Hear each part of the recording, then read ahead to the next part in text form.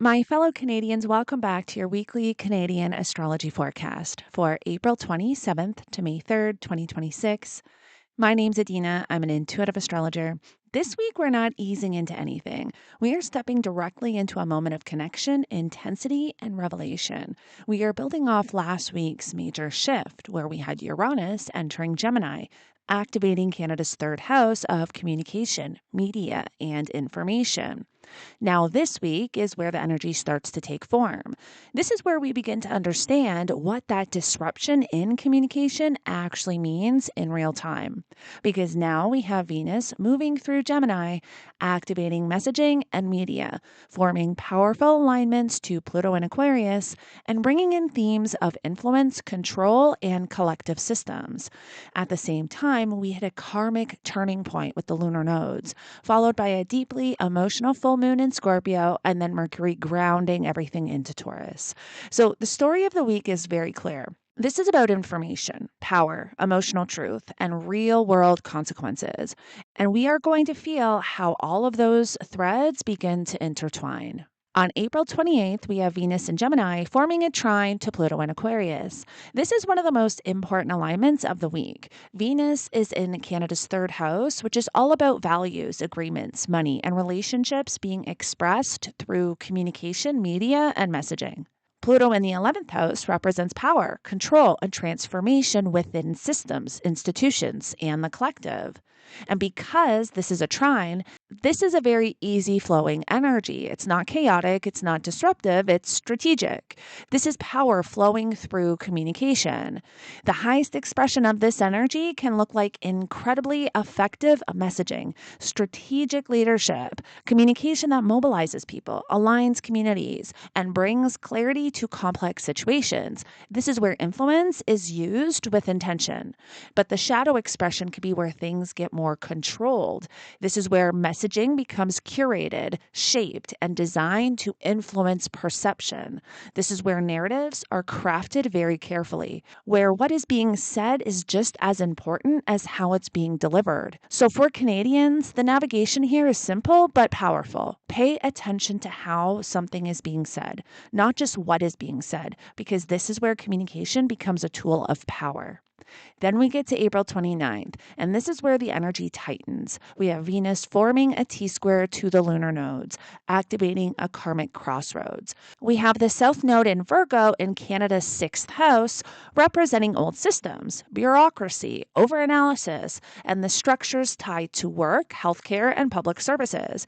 And then we have the North Node in Pisces in Canada's 12th house, calling for surrender, compassion, release, and collective healing. Venus in Gemini becomes the pressure point between these two directions. So now we're looking at a moment where Canada is being asked to choose.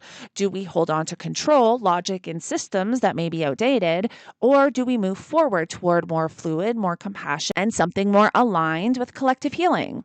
The highest expression of this energy is a turning point that allows for evolution, letting go of systems that no longer serve, opening up to new ways of thinking, communicating, and supporting the collective. However, the shadow side could be feeling very confused, contradictory messaging, overthinking, or feeling pulled in multiple directions with no clear answer. This is where people may feel uncertain about what to trust and where things are heading. So the navigation here is about release, letting go of outdated systems, outdated thinking, and the need to control every outcome, because this is a moment where growth requires surrender. Then we get to May 1st, and this is the emotional peak of the week. We have the full moon in Scorpio lighting up Canada's 8th house. This is the house of shared resources, taxes, debt, power, and hidden information. Full moons illuminate, Scorpio exposes. So this is where something comes to the surface. The highest expression of this energy is truth. Deep, transformative truth that allows for real change. This can bring transparency to financial systems, clarity around shared resources, and an opportunity to address what has been hidden. However, the shadow side here could be intensity, emotional reactions, fear, and distrust, and the potential for things to feel overwhelming if the truth feels too heavy to process. This is where power structures can be questioned, where financial realities may be revealed, and where something that was operating beneath the surface is no longer able to stay there. The navigation here is to face the truth, not to avoid it, because Scorpio doesn't bring things up to punish. It brings up what needs to transform. Then we get to May 1st, and we have supporting energy that helps stabilize this intensity. Venus forms a sextile to Saturn, bringing structure and responsibility to communication. This is where messaging can become more grounded, more thoughtful, more intentional. At the same time, Mercury conjunct Chiron in Aries activates Canada's first house. This is powerful. This is about wounds, truth, identity, and healing through communication. At its highest expression, this is honest conversations that create healing, leadership, addressing difficult truths, or a willingness to speak about what has been avoided. However, the shadow side here could be defensiveness or discomfort around those conversations. But the opportunity here is very clear. Healing happens through truth. So now we get to May 2nd, and we have Mercury entering Taurus. This is shifting into Canada's second house, and this is where everything begins to ground. After a week of intensity, revelations, and emotional processing, communication starts to turn towards stability, towards money, resources, cost of living, and practical decision making. The highest expression of this energy is clarity, grounded conversations, realistic planning, and a focus on what actually creates stability moving forward.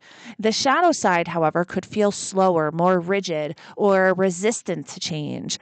But ultimately, this is necessary because after truth is revealed, we need a plan. So the navigation here is to move out of reaction and into stability, into practical steps, into what actually supports long-term security. As we close out the week, what we are really witnessing is an alignment between information, power, and emotional truth. This is not surface level energy. This is a week where things connect, where truth comes forward, and where decisions carry weight. We are seeing strategic communication, karmic turning points around systems, emotional revelations, and then a shift towards grounded, real world action. So this week, Canada isn't just reacting, it's being asked to see clearly, decide consciously, and move forward with truth.